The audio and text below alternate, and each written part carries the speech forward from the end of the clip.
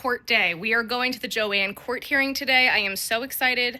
I mean, I'm not really excited because they're going to announce like the end, but we're actually going. So I'm very, very excited. I was having a dilemma about wearing the sweater because it's hot. Like, I'm wearing a tank top right now. It is hot outside. So let me do a fit check for you. Okay, so tank top, bag, sweater is wrapped around my waist, and once we get inside we're gonna put it on because represent. I'm wearing skinny jeans because you can pry them from my cold dead hands, and I have like these little booty heels on because short girls, you know. I also have this bag that I'm hoping will be available for you guys soon. It says if I can't bring my yarn, I'm not going because it's full of yarn. It's a big shocker, but I am running late, so we're gonna go now. Key for the minivan on my keychain with the million things, so I have to go get the key. So I'm here, I just have to find parking, and the parking garage is full. So, wish me luck. Found a parking garage that had open space, and we're gonna go and we're gonna get to the courthouse and get there on time. All right, I'm here. Whew. I'm in the elevator and we're going to the 3rd floor. I'm anxious. Switched it to 3. So, we're coming back. All right, so now I have an hour. They pushed it back an hour. I got there, I was freaking out. There's so many cops.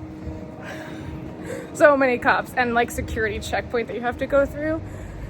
But they're like, you know, this isn't starting now until 3, right? I'm like, nope, didn't know that. So they changed the time. They're waiting until 3 o'clock. So I'm actually gonna go put some stuff back in the car. Yeah, I'm gonna go put some stuff back in the car, maybe grab a bite to eat, and then we'll try again. Also gonna go through my entire bag and make sure that there's nothing that would set off the security. Because I didn't even think about that. So I'm gonna do that. I'll also be able to find my car because I was not paying attention when I left the parking garage, so I have no idea where my car is. I don't know why my car is doing this.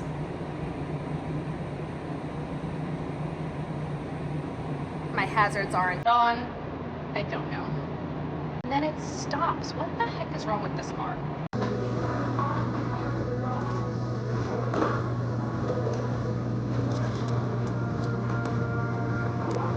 Okay, so I just finished my drink at the bar, and we're gonna head back over to the courthouse. The Chelsea Tavern is literally across the street, and I've got like 20 minutes still, but I definitely want to be early. I don't want to be late, so we're gonna go. So you can see what downtown Wilmington looks like. This is Market Street, and that was the bar I was just at, and literally this is the Opera House right here, and the courthouse is right there. That's the courthouse.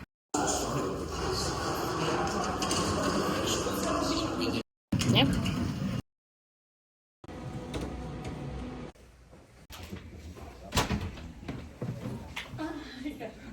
Do you know put on the road and on their part to get like Why are you on a 10-minute break? This is terrible. Absolutely terrible. But I'm wearing the sweater, I'm representing, and the looks I'm getting from these lawyers is like, what the hell are you doing here? You don't belong. Well, this is the bathroom at the courthouse, in case you wanted to see that. Well, that was the room that it all went down in. I'm headed back to the elevator now.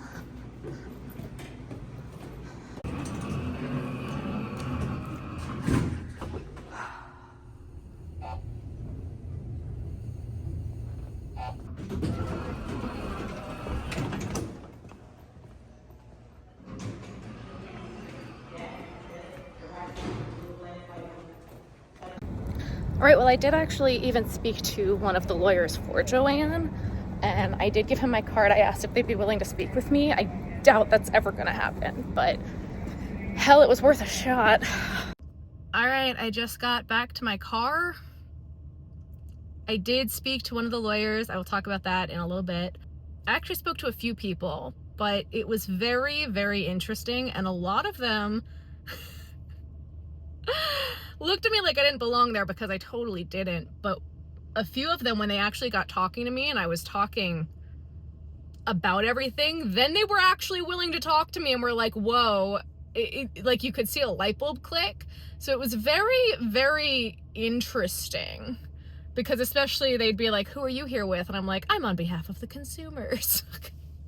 I'm here with my YouTube channel reporting with the media. And you could see their eyes roll into the back of their head. I'm gonna go home, I'm gonna process a little bit because I'm still shaking. The judge says it's going to go through. They're going to have a confirmed sale tomorrow, and I'm literally just ready to cry. But after talking to the attorney for representing Joann from Kirkland Ellis, he was lovely. He was so wonderful. It made me feel a little bit better that they really did try. I don't know if they did. He even said, he's like, you don't have to believe me, but we did. But, and I took notes the whole time, and we'll talk about it once I get home. Well, it is happening. The sale of Joann will go through. Hi there, guys. Welcome or welcome back to my channel. I was running so late this morning, I didn't introduce myself or welcome you guys back to the channel. So welcome. Thank you so much for being here. If you have made it this far, thank you, thank you, thank you. I have been keeping up with the Joann bankruptcy situation basically since they announced last year that they were going to go into their first bankruptcy, and I've been following things very closely since then because Joann affects my career and my small business. I have a small crochet channel here on the internet. I make ear warmers, I make stuffed animals like the sloth that's hiding back there, and things of that nature. If you want to look into any of those things, they are available on my website, crochetvision.com. Everything purchased on there does help support the channel. And if you haven't already, make sure you hit the subscribe button if you are interested in learning more about everything that has been going on with Joann in hopefully more layman's terms is how I'm trying to present this, and all based off of fact and from the exact court documents. And today I got to actually go to court. No, I am not crazy extra of a person that I drove 12 hours to get to the Joann bankruptcy hearing today. No, I live in Delaware, and the Delaware bankruptcy court is not very far away. So I had the time and I figured I would go. So please don't think, oh my gosh, she's so crazy, she went all the way to the bankruptcy. No, okay, no, it was really close. I was very, very thankful that I got to go. It was honestly a very interesting, jarring, new, anxiety-inducing experience, but I'm really glad that I went. And I did learn a lot, and I know a lot more things now. It has been very crazy. A lot of businesses do run their businesses out of Delaware. They'll be incorporated in Delaware and therefore file a lot of bankruptcies in Delaware. That's what a lot of businesses do. I don't know if Joann started in Delaware, but they did file bankruptcy here. Again, I have been following this bankruptcy very, very closely. I've made a whole playlist of videos if you want to watch any of the other updates that I've been doing, or what the stores look like right now, all of the different updates. I have been updating, and I did put them in a whole big playlist, so you can see those there. I thought I was running late, because I was. Trying to find parking in downtown Wilmington is a complete and utter nightmare. If you don't get into a parking garage, it's 2-hour metered parking until 6 p.m. And this was supposed to start at 2. So I was there about 1:30-ish. And I didn't know how long this was going to run because the auction ran like 15 hours. It was really nuts. So I didn't know how long I was going to be there. I didn't know if they were going to push it back again. I had no idea because most of their hearings so far have continued to be pushed back. So I didn't know what was going to happen, and I didn't want to get a ticket. So I did find another parking garage that was not the one I was planning to go to. And I'm really glad I did because it was pushed back. So I made my way down to the courthouse. When you get there, you go through, there's a revolving door.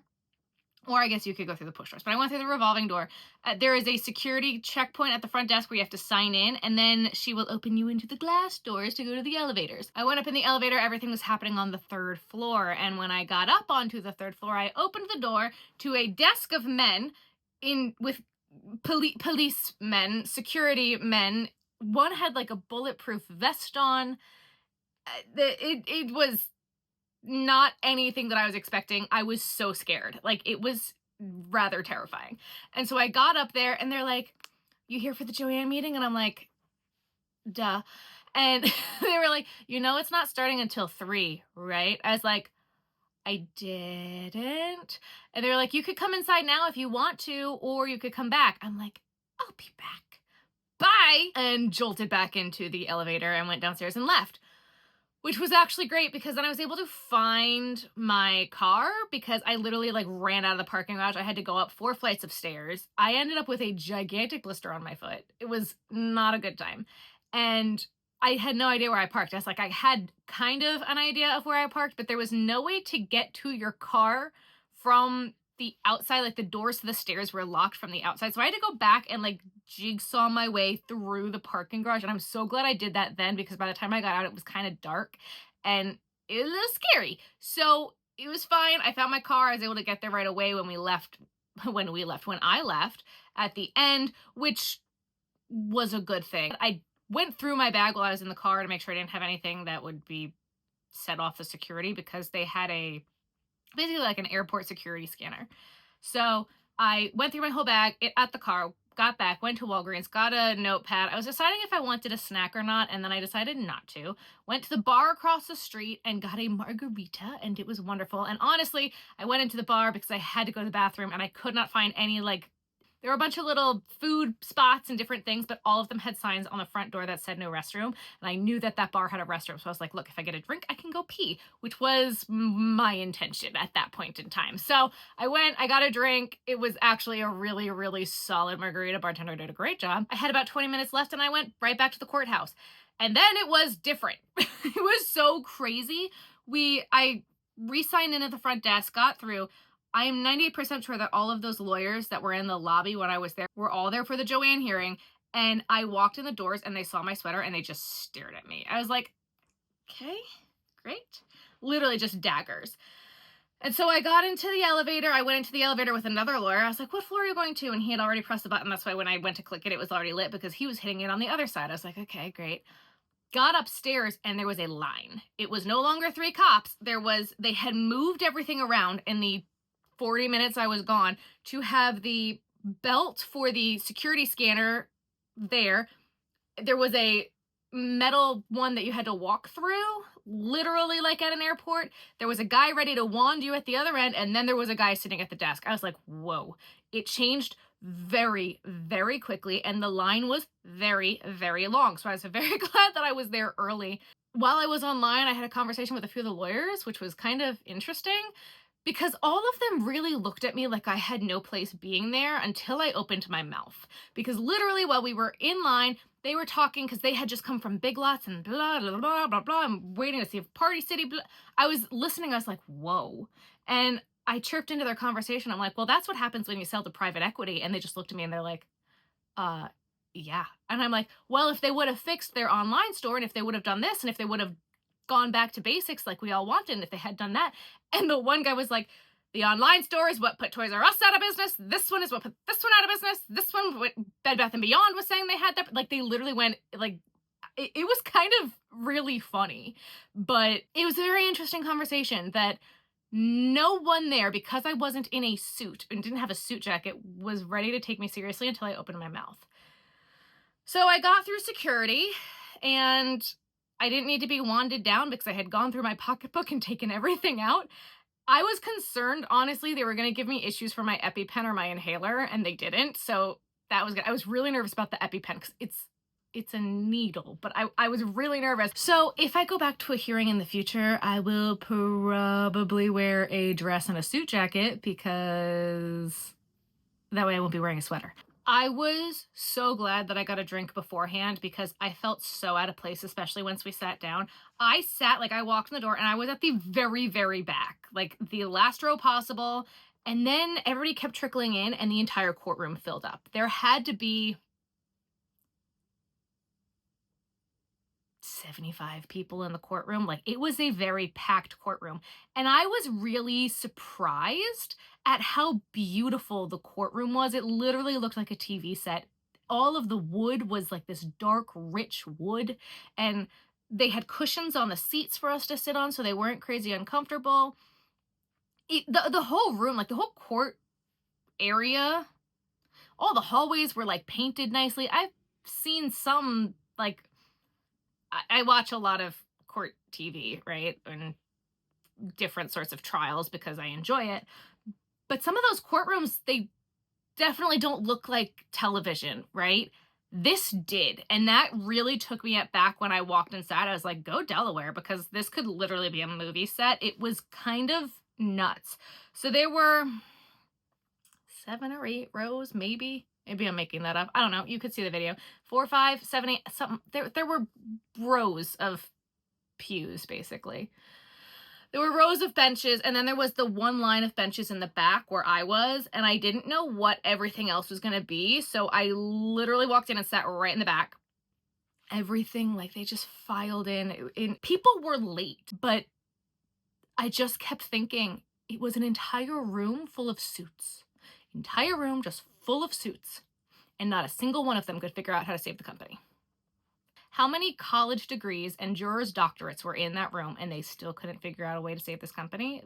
There were so many lawyers, like so many lawyers. It was kind of crazy how many lawyers there were. And then up at the front, there was the little area where you testify. I don't know what your technical term is for that, but I'm just going to call it the area where you testify. And then there was the bench, and the person, I'm assuming she was the court reporter, was down below him, and then up a little bit higher with like another bench area was the judge right in the middle. All of the microphones were decent. It's kind of funny because I've listened back to a lot of courtroom audio from this proceeding, or from different proceedings, and it was a lot easier to hear on the recordings than it was in the courtroom. So I don't know what they did with the audio, but in person, it was terrible. Online, pretty great. So that was rather interesting to me. The judge was Craig T. Goldblatt. I'm pretty sure I'm not making that up. Let me double check that I'm not making that up. That would be correct. Craig T. Goldblatt. And he had his own room. I think that all of the bankruptcy lawyers have their own designated courtrooms, because I saw more than one gold plaque, and that one said his name. So I don't know if that's the case or not, but that one did. So I don't know. I'm assuming that most of them happen in that exact room because it's all been under him. There was no, okay, we're going to start now. All of a sudden, they just said all rise, and I panicked. Like, I was like, oh my God, what do I do? And then everyone's standing. I'm like, okay, I'm standing, great. And I know all rise means to stand, but it was so jarring. I don't know why I was so taken aback at that. And literally people stood for like 3 seconds and sat back down. I was like, okay, cool, great. It was just very not what I was expecting at all. So the one girl from Kirkland and Ellis went up and spoke about the plan for the day and how she would like it to go, and then take a 10-minute break, talk to the witnesses, take a 10-minute break, and then finish up the little chit chat that they need to do. There's like a few little negotiations and verbiage that they needed to figure out. They called it wordsmithing to figure out like the last few little details of a few different objections, but most of it had already been all figured out already, and there weren't many objections. So they did call witnesses. They had 2 witnesses. Let me get my little notebook here. I got a little green notebook from Walgreens because I got there and I was like, I'm not taking notes on my phone. So literally what I said is, it's a big room of suits. That's my first note. I still can't get over how pretty the courtroom was. It really was pretty. Yeah. Also, another very, very important note in here. I noted that it smelled like toothpaste. So first they brought in the lawyer for the debtors, and he said that they noticed that they were starting to have issues in December, and they started looking for a buyer in mid-December, about a month before they filed for bankruptcy. And so that was rather interesting to me, that like they all knew this was coming. So did all of us, but that was kind of interesting to me. I mean, also, before we get into the witness, the whole basic reason why we were there today, there were 2 reasons. One, to work out the logistics stuff at the end, and to make sure that the judge would approve the auction sale and the whole auction process and how everything went down. So if you want to see my video about the auction, I will put it here. There were 2 videos. It was 2 days, and it was kind of really crazy back and forth. But if you want to see that, I will link it. Actually, I'm going to put all the links, because there's a lot of different links in the description. Even though they had the auction, they still had to get it approved by a judge before they can close, which they are now planning on closing that sale deal tomorrow, February 27th. Today is February 26th. So just so you're aware, that is the plan. Gordon Brothers, they had said Gordon Brothers made the first bid, and that's why they decided to go with them for the stalking horse, because they made the first bid. They said that they had only 2 other people who were interested parties. One was Great American, who ended up winning the bid. It was Great American, Joann, partners, lenders, whatever.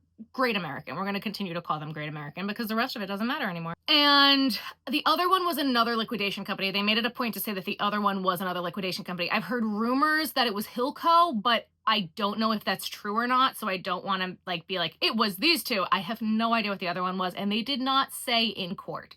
They did say that they had been hunting for a going concern bidder, which would be someone who wants to keep all of the stores open. And they did have some people who were interested in doing that, but when it came down to it, they didn't place a bid. And apparently they had been talking to people like every day. It did seem like they've done their due diligence to try to find a going concern bidder, especially when I spoke to the Kirkland and Ellis lawyer at the end. And the judge kept saying that it looked like they were doing the best that they could and doing everything that they could and working really hard. It's so hard to say that because looking at it from the outside, it doesn't really feel that way. And the reason for me it doesn't feel that way is because this is going so fast. This is, and they even said that at the last one, the last hearing, that this is just going so fast. So it was really hard for me to be like, yeah, they're definitely doing the best that they could. Could have given it another month or another few weeks, but the debtors and the lenders really wanted this really wrapped up nice and tight with a nice little bow. So then they had the financial advisor to the debtors come up, and he spoke a little bit, and they asked him some questions. There was so much legal jargon. I was having a little bit of a hard time following, because normally when I listen to this afterwards, I Google what this meant and what this is and what this is, so that way I have it a little bit more planned out nicely. But they kept talking about 503b9 claims. I don't know what that was, but they kept bringing it up. It has something to do with something, but there was so much happening. There really wasn't that much of importance from what this next witness said. I don't know. The one thing I wrote down was the amount of people continuing to walk in late blew my mind. Blew my mind. So then after they did their witnesses and yada yada blah blah legal stuff, we took a 10-minute break. Oh my Lord, the lawyers were so loud. All of them were talking to each other. It was kind of crazy. I didn't want to film in the courtroom. I didn't know if I was allowed. I honestly don't think I was. Otherwise, it probably would have been recorded, even though the voice was recorded. I really don't know. So I only recorded myself, really, just to not get in trouble. I didn't want to get kicked out. I was kind of nervous about it, which is why I didn't record the whole thing. So I hope that wasn't what you guys were hoping for, but that's not what I was going to ever do, because I didn't know what it was going to be like. But on the break, the lawyers were so loud. So loud. And then I spoke to another lawyer. I think he was the lawyer for the leaseholders, like the leases on the buildings. And again, completely discredited me, especially when I was like, yeah, I'm reporting this on a YouTube channel. And then I was like, yeah, but I've been following around with all this, and I've listened to every single court hearing, and I listened to the auction. He goes, how'd you get into the auction? I'm like, you emailed and you got a Zoom link? And he goes, well, that's normally just for the creditors. I was like, well, if you check Reddit and if you check other YouTube channels, a lot of us were there, so that's not the case. And then he went into me with a whole discussion about how a lot of this stuff, like how finding buyers and things, is all happening on Reddit. I was like, what? And he's like, yeah, a lot of deals go on behind the scenes on Reddit. I was like, okay, cool. It was so weird. So we took a 10-minute break. The break was from 3:30 to 3:40. We came back at 3:40. The stares I got from the lawyers were nuts. I skipped pages in here. I don't know how I skipped pages. Oh my God, the one lawyer, it was so funny. The one lawyer at the very end that was from Kirkland and Ellis, he, the whole time, everybody else was so on the bench and in your face and ready to testify. Like, I got this. I'm a lawyer. He was standing there with his hands behind his back, and he was swaying back and forth. And I was trying so hard not to laugh. It was very interesting. It was so pure. He was just rocking back and forth. But I was like, you're a lawyer. Okay. It was rather funny. Then I have someone's phone went off. Again, 1,000,000 degrees in a room, and we can't figure out how to turn our cell phones off. That's great. They kept saying there's a lot of wordsmithing. It all seems like logistical nonsense. They went back and forth. The poor judge at one point, he's like, but why do we need this? Okay, this might be me not understanding. Let's say I'm the least smart person in the room, and I was trying so hard not to laugh. He's like, explain it to me better. It was so funny. He goes, So am I getting this right that this, and this? Then why do we need this? And they were like, blah, blah, blah, blah. And he goes, so this is all words. He was literally like, so we just need to change the wording and then it's fine if we stick in 8. It was literally like 8 more words. And that's what the one guy testifying is like, it's like 8 words. So if we put in there blah, blah, blah, blah, blah, blah, blah, it's literally 8 words. And they went to I don't know who the other people, there was the Kirkland and Ellis table and then the U.S. trustees, I don't know who was at the other table. They're like, yeah, if we change the 8 words, it'll be fine. I was like, okay. Okay. But regardless, the end all be all of all of this, I keep saying that. Wow. I gotta stop saying end all be all. Yuck. What it came down to was the judge approved the sale. The sale's going to close tomorrow. Great American, the liquidation company, will now liquidate the remaining Joann stores. They said they are planning to finish liquidating the stores by the end of May. So the stores, the original 533 stores that were set to close are probably going to close before the other 300 stores, right? The difference between these two, because I've been seeing a lot of people online, how come I keep getting new coupons for Joann when my store isn't taking coupons? Because it's technically 2 different Joann companies right now. It's the Gordon Brothers Joann that is liquidating the first half of the stores, and then now it's going to be Great American Joann and liquidating those stores, but this liquidation hasn't started yet. This one has, so you can't use coupons and gift cards and all the things at the Joann that is Gordon Brothers, but at the Great American, those extra 300 stores, those ones are still taking coupons and gift cards until February 28th. As of March 1st, they will not be doing that anymore. That is what I have been told. That's what the sign at my store said. That is what I saw in some legal documents. They had 14 days from February 14th to stop taking gift cards and stop taking coupons. Done. So no more teacher, no more military discount, no more 15 off 75. I liked that one a lot. I was really taken aback. There was this one guy, lawyer, I don't know. His name is Jason Adams. He's from the Council of Unsecured Creditors and made it a point that they have 9 members on the council and blah, I don't care. He had the nerve to say, and it was one of the last things that was said, and I'm going to read this verbatim, okay? Hopefully, this will be a warning or an example for future parties that are looking to do a quickie financial restructuring that maybe looking at the operations too might make some sense. That was ballsy. And also, how about we start holding some people accountable? Maybe it'll be a lesson. Why didn't the judge from the last bankruptcy take more interest in what was happening? Why didn't the judge from the first bankruptcy make them close stores? Why didn't the CEO and the lawyers take that restructuring seriously?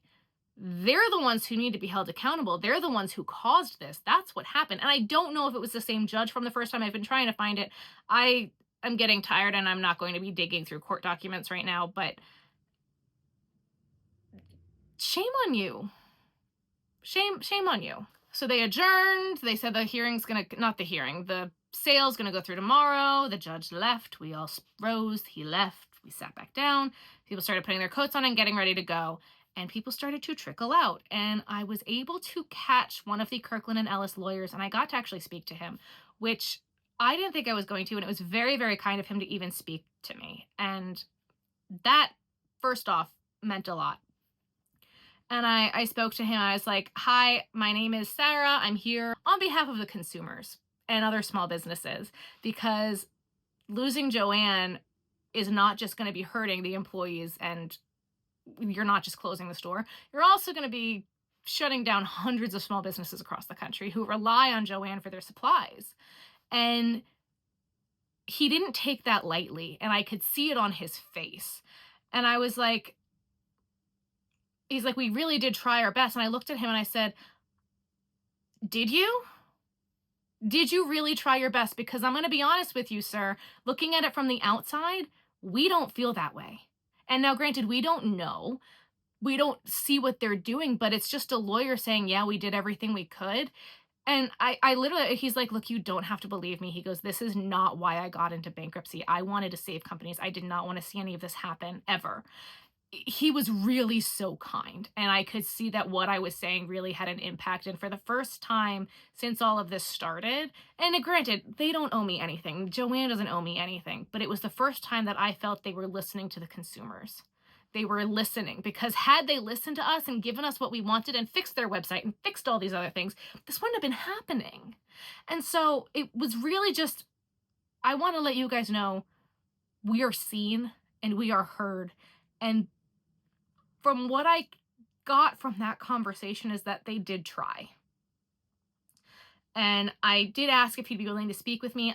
Again, I'm not hopeful that that will happen. He said to send them an email. I gave him my card with my email, and he said if they can get it through their media team, he can't comment on anything because this is an active case, but if they can get it worked out with their media team, that they might be willing to talk to me. So who knows if we might actually get to talk to some of them. I might even see if I can email the judge and see if I can get a comment from the judge.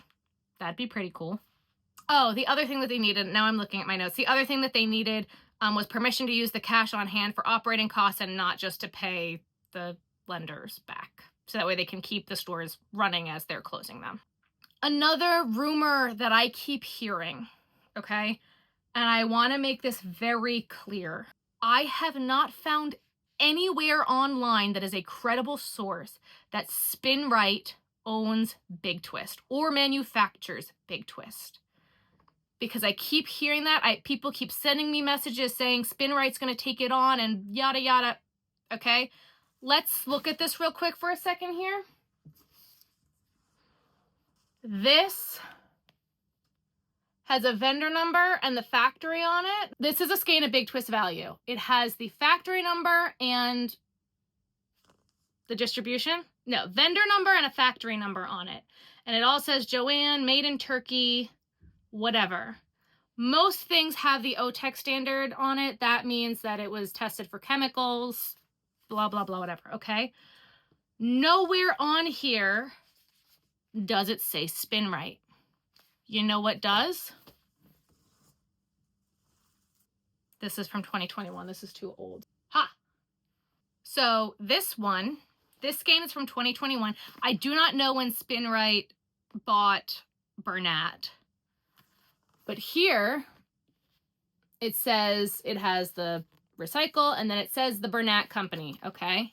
Then it switched. This is a 2022 skein, and whoa, would you look at that? Where the Bernat was, it says Spin Right. So, with the Spin Right address, okay? So, I have checked a bunch of Big Twist skeins. They don't say Spin Right on them.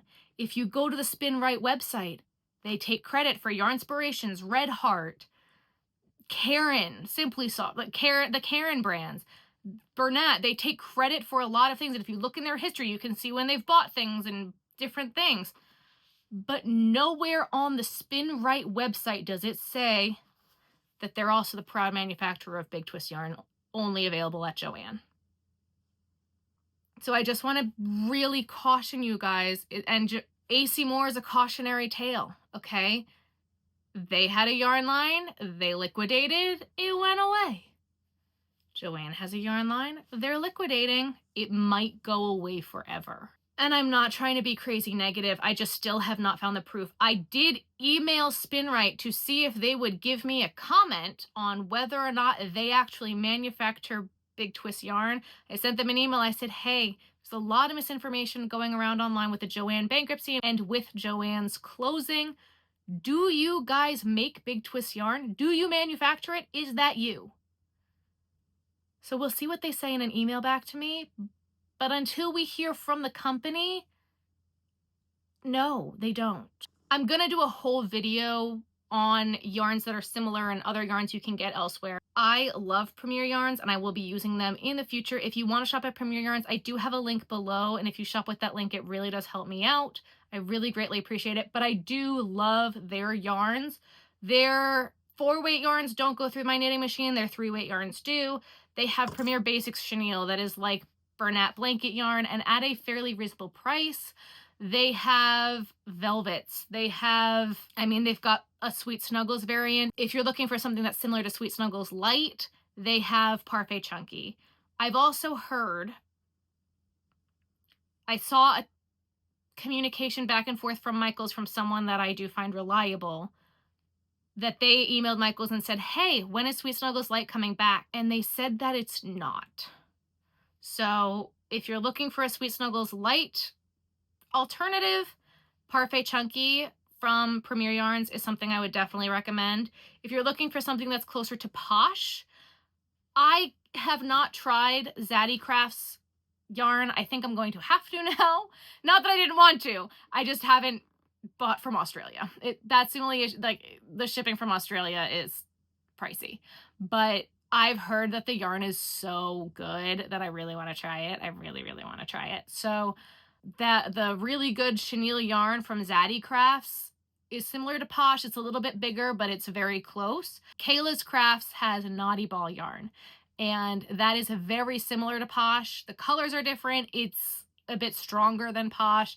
There are definite differences, but if you're looking for that size of a blanket yarn, Naughty Ball from Kayla's Crafts is a very great alternative. I'm probably going to have to go through and do a whole list of yarns that I'm now going to use instead. I'm also going to order from Hirschner's. I love Hirschner's. Hirschner's is fantastic. I just won't ship them to my house. I'll ship them to my P.O. box because packages get stolen at my house when they get delivered by FedEx. Yep. I've also seen that a lot of Joann's online ordering is not working. None of the stores are doing order online, pick up in store anymore. So don't take that as your store is out of things. They're just not doing that anymore. They're not doing curbside pickup. But I was only able to order from online Big Twist yarn. No, that's a lie. I placed an online order, a pretty big online order. The entire thing shipped. I did not think that was going to happen. And I ordered Big Twist Twinkle, Bernat blanket in the jumbo skeins because the purple one that I bought had gotten stolen out of my car. When my car got stolen, that's a whole other story. What else did I put in that order?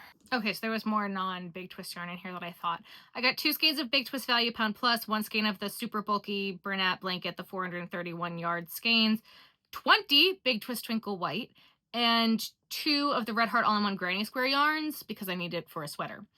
But I did not think all of those were going to ship, especially the 20 Big Twist Twinkle. But a lot of what I was trying to order was not available to ship. So if there is stuff that you definitely want and definitely need, I would recommend maybe doing that now, because once your distribution centers are empty, they're not producing anymore. So, and they're not buying anymore. So if there's stuff that you need and stuff that you want or stuff that you're looking for, I would definitely recommend checking out your stores now before the liquidation sales really start picking up, because the stores are going to be really picked over by that point. That's why I placed this order, because this is stuff that I need.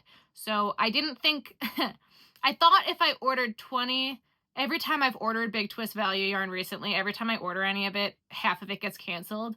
And I did want at least 10 Big Twist Twinkle White. So I was like, cool, I'll order 20, whatever ships, ships. And then they shipped all 20, and I'm not mad about it. It'll be fine. Oh, I'm going to knock over my stand. Anyway, again, I have ear warmers and stuffed animals on my website. This is a jumbo sloth. He's also available on my website, crochetvision.com. If you want to continue to follow along with everything Joann, I will be continuing to report on it for you. So make sure you hit that subscribe button if you don't want to miss those updates. If you did like this video, make sure you give it a thumbs up. If you want me to go to future court hearings, because apparently there's going to be a few more, make sure you tell me in the comments, because I'm a little, I don't know if I really want to go anymore, because this was really intimidating. And if I do go, I'm definitely not wearing this sweater, and maybe I'll wear a dress and a suit jacket, because it was... This was rough, guys. It was a rough day. It was very anxiety inducing. It was a lot. I feel like now I know what I'd be getting myself into, but it was also a very packed courtroom. I don't know. So it does look like the sale hearing is going through tomorrow, February 27th. And that is all I have for you guys for today. So I will see you guys next time. Bye, guys.